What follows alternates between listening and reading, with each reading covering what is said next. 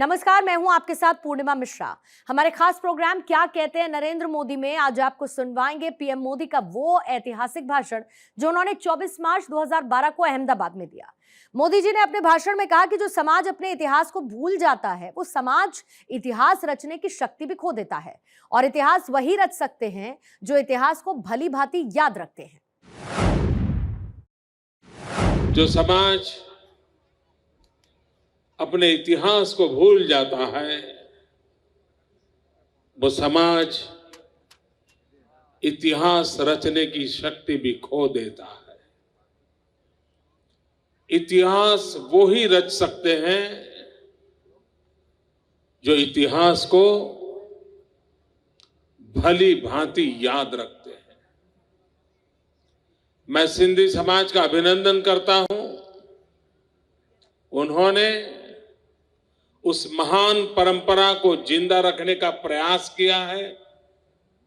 उन्होंने इस इतिहास को अपनी आने वाली पीढ़ी को सुपुर्द करने की निरंतर कोशिश की है, और उस अर्थ में आज का ये चेटी चांद का पर्व जय झूलेलाल कहते ही इतिहास की उन स्वर्णिम गाथा के साथ जुड़कर के गौरवान्वित होने का एक अवसर नई पीढ़ी को भी प्राप्त होता है। और इस प्रयास के लिए मैं आप सबको बहुत बहुत बधाई देता हूं, बहुत बहुत अभिनंदन करता हूं।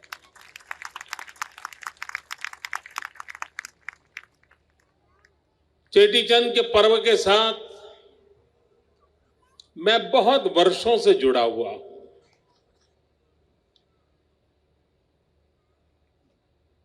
बीच में कभी कभी मुझे बड़ी पीड़ा होती थी। बहुत सामान्य कार्यक्रम होता था, बहुत कम लोग जुड़ते थे, कुछ उत्साही 5-50 परिवार ही थे जो इसको आगे बढ़ाने की कोशिश करते थे। और तब मैं हमेशा कहता था कि भाई इसको जरा प्राणवान बनाना चाहिए, जरा सबको संगठित करना चाहिए। लेकिन धीरे धीरे उसमें बदलाव आया और पिछले कुछ वर्षों से इस पर्व में पूरा समाज जुड़ने लगा, एक सामूहिक शक्ति का दर्शन होने लगा। और न सिर्फ अहमदाबाद, इन दिनों गुजरात का कोई भी कोना ऐसा नहीं होगा जहां 25-50 सिंधी परिवार रहते हो और कोई सामूहिक प्रकट कार्यक्रम न हुआ हो। ये अपने आप में एक अच्छा बदलाव है, और इसलिए मैं समाज के सभी भाइयों बहनों को अंतःकरण से अभिनंदन करता हूं। अभी माया बहन ने जो बताया नारायण सरोवर के प्रकल्प का, मन में ऐसा सपना है ये जो झूलेलाल धाम बने उसकी इमारत की ऊंचाई जो मन में सोची है वो आज वर्तमान में इतनी ऊंचाई की कोई भी इमारत नहीं है। ऐसा बनाने का सपना मन में पड़ा।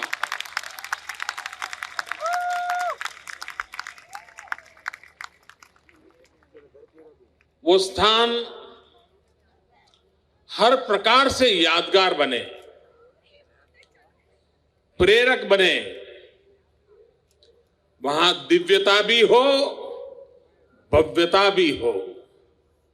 ऐसा भव्य स्थान वो निर्माण हो।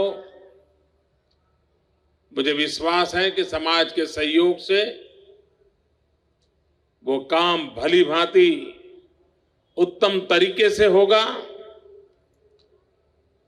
और जितनी मदद जल्द मिलेगी उतना काम भी जल्द हो जाएगा, ये मेरा विश्वास है।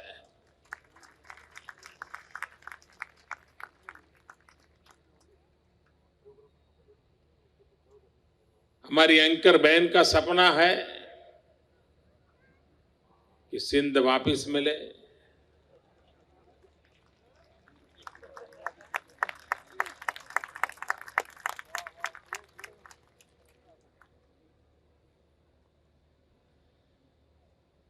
जू समाज इजराइल का 2500 वर्ष तक दुनिया में भटकता रहा था। उसके पास कोई जगह नहीं थी, कोई देश नहीं था,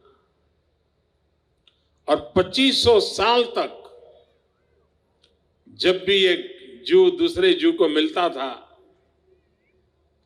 तो कहता था नेक्स्ट ईयर इन जेरूसलम। 2500 साल तक एक समाज ने सपना संजोया, और आज दुनिया को स्वीकार करना पड़ा कि उस सपने को उन्होंने साकार किया।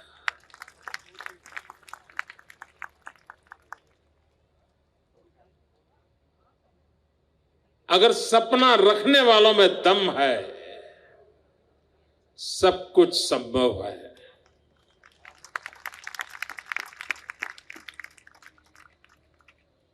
और आज जिस प्रकार से विश्व एक होता जा रहा है, टेक्नोलॉजी के कारण, विश्व व्यापार के कारण दुनिया बहुत निकट आती चली जा रही है। और ये जो विश्व का बदलता हुआ रूप है, वो बहुत ही संभावनाओं से भरा हुआ है। हम सब उन अच्छी संभावनाओं की ओर विश्वास से आगे बढ़े और बदलते हुए विश्व के पैमाने, बदलता हुआ विश्व का नजरिया, बदलती हुई विश्व की आर्थिक सीमाएं, ये सारी बातें बहुत नए अवसर प्रदान कर सकती हैं। और हम सब आशा करें, भाइयों बहनों, 21वीं सदी है। पूरा विश्व कह रहा है कि 21वीं सदी एशिया की सदी है, और कोई कहता है 21वीं सदी चीन की है, कोई कहता है 21वीं सदी हिंदुस्तान की है। और भाइयों बहनों, अगर 120 करोड़ देशवासी ये संकल्प करें कि इस शताब्दी में विश्व में हमारा झंडा फहराना है, तो दुनिया की कोई ताकत हमें रोक नहीं सकती। ये सामर्थ्य जनशक्ति में होना चाहिए, जन मन में ये विश्वास होना चाहिए, और अगर ये विश्वास रहा तो निश्चित परिणाम भी प्राप्त होता है।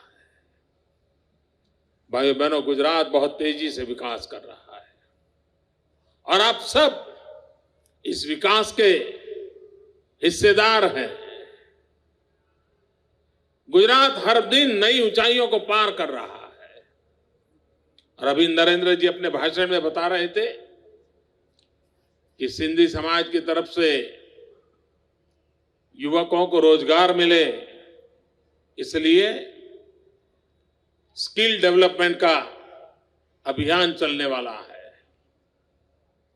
भाइयों बहनों, ये स्वामी विवेकानंद जी के 150वीं जयंती का वर्ष है, और गुजरात सरकार ने इस वर्ष को युवा शक्ति वर्ष रूप के मनाने का तय किया है।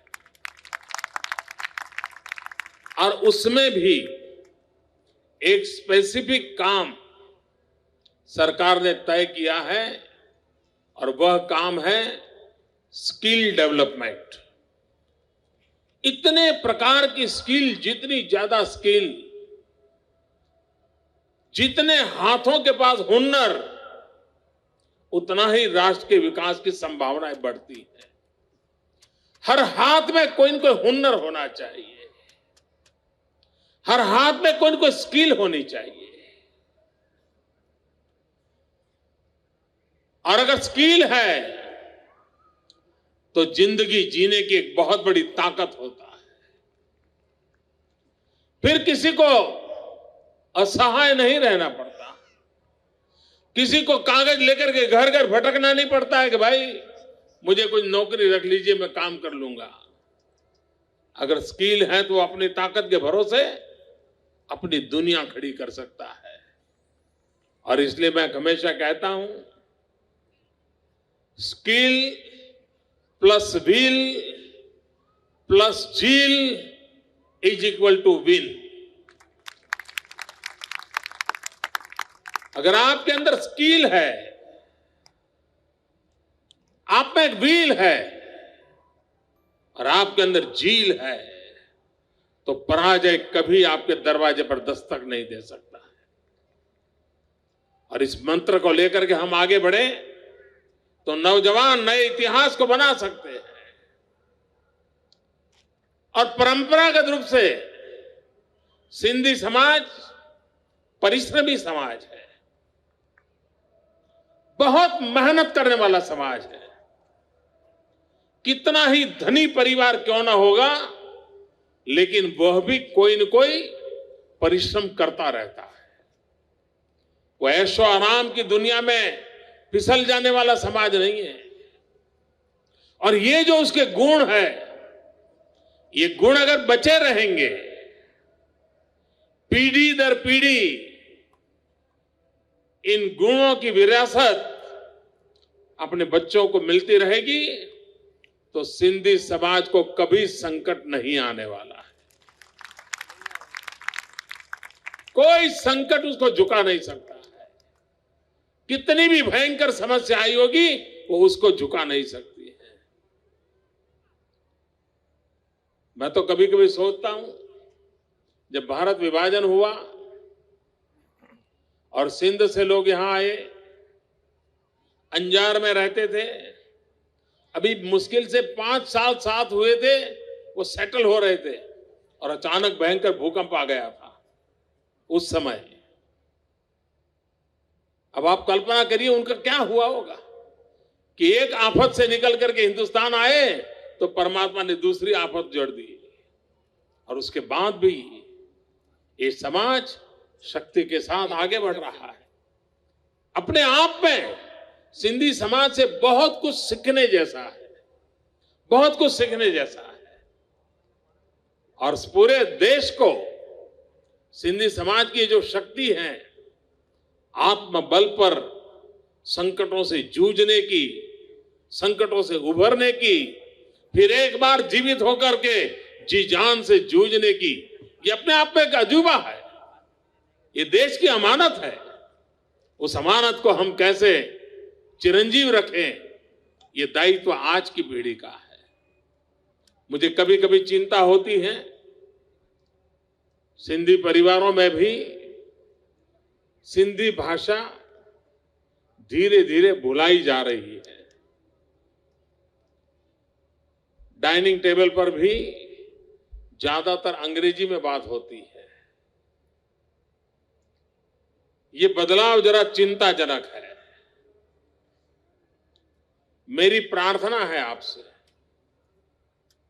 आप अपनी भाषा न भूलें, अपनी भाषा न छोड़ें।